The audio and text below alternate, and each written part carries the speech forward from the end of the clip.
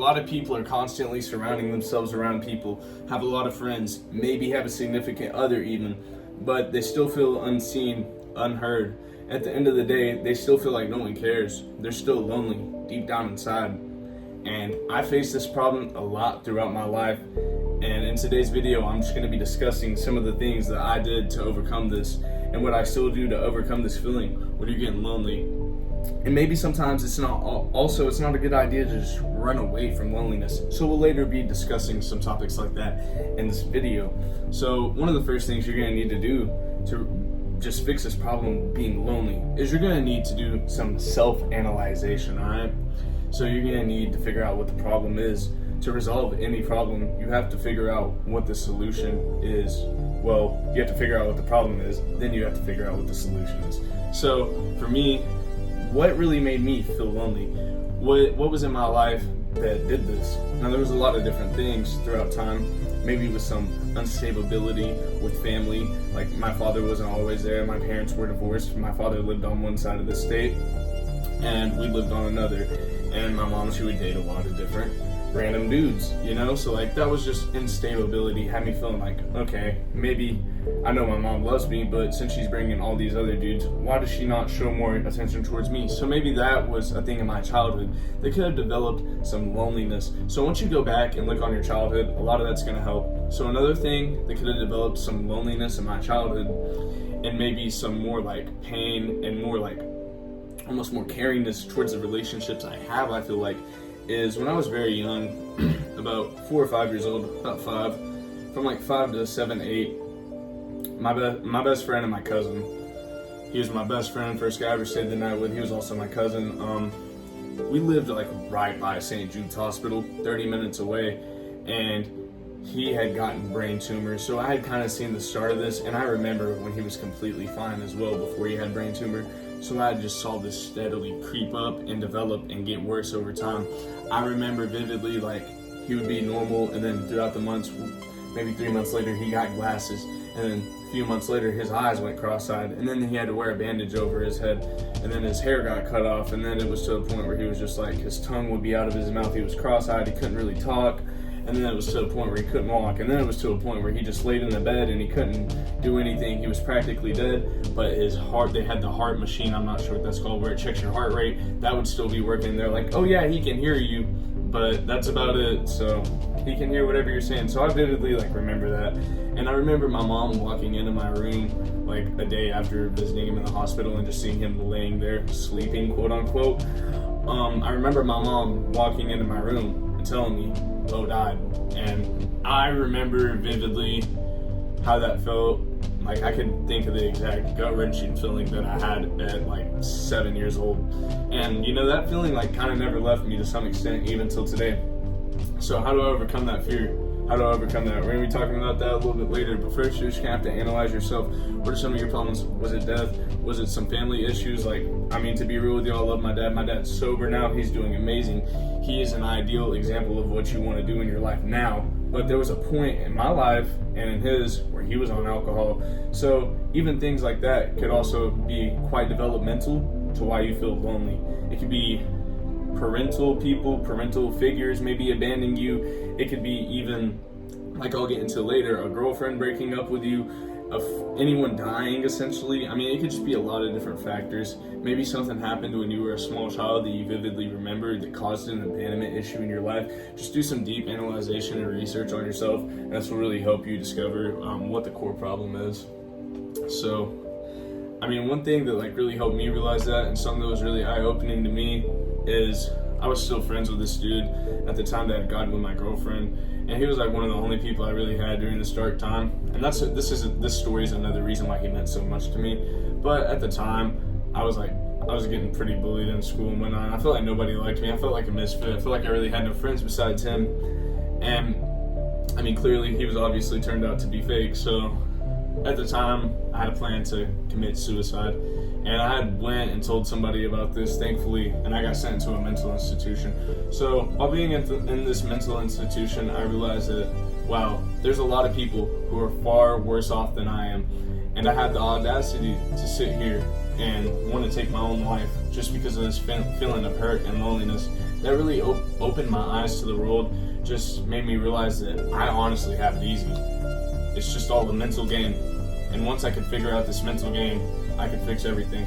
So obviously a lot of time went throughout on, and I fixed this later, but I wouldn't realize what I needed to fix until I moved schools and I had got with this girl. And the best friend that I've been talking with, me and this girl dated for about 3 or 4 years, very close, thought I was really gonna get married to her, but he ended up getting with her immediately. So I felt really betrayed, and this is gonna kind of like help me go into reality, which is step 2.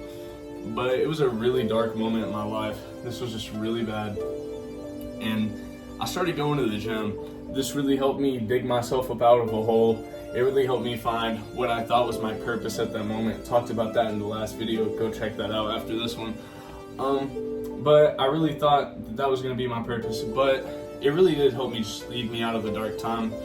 And it helped me with the feeling of loneliness. Like the gym, it just something about it, man. Even though I was still alone every day in that gym, it was always there. No matter how bad of a day I had, no matter if my girlfriend broke up with me that day, no matter if my dog died that day, no matter if someone told me to go kill myself that day, I always had that gym, and that would never leave me. So that's one thing I loved about that place, is always had the bar, always had that barbell. So we're gonna talk about your reality to feeling alone. So the reality is of being alone, a lot of people will never share their real reality with you. Like a lot of people are just gonna hide. For example, we're gonna go onto social media right here. Like a lot of people on social media, they just post the ideal of their life. They're just gonna post the good. That's why I like to get on here in my YouTube videos, and I like to really talk about the guts of what happened in my life. It's nothing, honestly, too crazy, but I mean, even my story might help reach one person. So, but the harsh reality of it is, on social media, no one's gonna tell you the truth. They're all gonna lie to you, and this can develop feelings of, comparison. You always gotta think about what you have. Be grateful. The law of gratitude. Be thankful for what you have. You know, and that's really gonna help that with the social media, because that can make you feel lonely in a lot of different channels and aspects of your life. I don't have what they have. Their life's so much better than mine, and you're just sitting up in your bed alone scrolling, and it just makes you feel like a shittier person. I would try to, maybe not necessarily, I would just try to cut that out. I wouldn't even say not necessarily cut that out. I would just try to cut that out. Social media is a false representation of reality. It's not really real. It's not going to show you what people's lives really is. And if you're already in a lonely state of your life, this is probably just going to worsen it. And another thing about being alone, the harsh reality of being alone is, not only can things like other people's lives and comparisons make you feel bad, but no matter how many people you have around you, you could have your best friend in the room with you and your girlfriend or whoever, you're still gonna feel alone. You're still gonna feel like no one cares. You're gonna feel like no one hears you or sees you. It's just gonna feel like no one was there practically. And I mean, I've been there. I've been there definitely. And it's a hard feeling. It's one of the worst gut-wrenching feelings that you can generally face as a human. But I would just say sometimes you have to embrace that feeling of being alone. Not necessarily in that circumstance, but we'll get onto that in some of the later steps. But the harsh reality of that is, it doesn't matter how many friends you have. It's all an internal battle. If you don't love yourself at the end of the day, it's not going to matter how many friends you have, a girlfriend you have. If you don't love God and you don't love yourself, at the end of the day, none of the friends, none of the love, none of that really matters. Like, you could just mark that out. Like, we could just circle that part. That doesn't matter. Because friends, it doesn't matter. Like, it simply doesn't. If you feel alone, the reality of it is that does not matter. Alright? So, with that not mattering, you have to understand and you have to know how to use loneliness. Alright? So, one way that you can use loneliness is me. For example, I started going to the gym when you're alone. When you're alone, you have a lot of time to discover who you really are and what you want. And when you're alone, you don't have all these other influences coming in, just influencing you. It's you. You're auditing all these things out of your life, even if it's for a brief period. And you can think about some of the things that you want. What's success for you? What are some of the things that you enjoy? What are some of the things you don't enjoy? And when you're alone, you can really focus in on some of these things. And like I had mentioned, one of the first things to overcoming loneliness is self-analyzation. One of the best times to do self-analyzation is when you are alone. So being alone isn't necessarily a bad thing. And like I had previously mentioned, you are gonna at some point need to embrace this loneliness, because the only thing that's ever gonna change the loneliness feeling from going away is you. And that's honestly how you solve that problem, is you have to love yourself, you have to care about yourself, and you have to just accept and be content with who you truly are. And not only who you truly are, but if it's just you, that's okay. And that's how you get over loneliness, alright? And that's how I got over it. Now, me, do I feel sometimes in my life where I wish I had a significant other or things of that nature? Yes. But what do you gotta realize? You have to realize, okay, there's a reason that I'm alone. I have a greater purpose, and now I have to look into that and discover that greater purpose. So there's always a reason for everything, even if that's being alone, even if that's feeling the loneliness. And it happens for a reason, but you have to discover that reason and go chase it. Go chase the reason. Like me, my reason is wanting to help. Like I had previously mentioned, all these bad things, doing the self-analyzation, I realized I want to help people not feel the way I feel. So with the topic of loneliness even, I'm trying to help you guys step out of that by the key is to just loving yourself. That's all you guys simply do. Love yourself, find God. That's what I would recommend for that. And you have to turn your loneliness into strengths.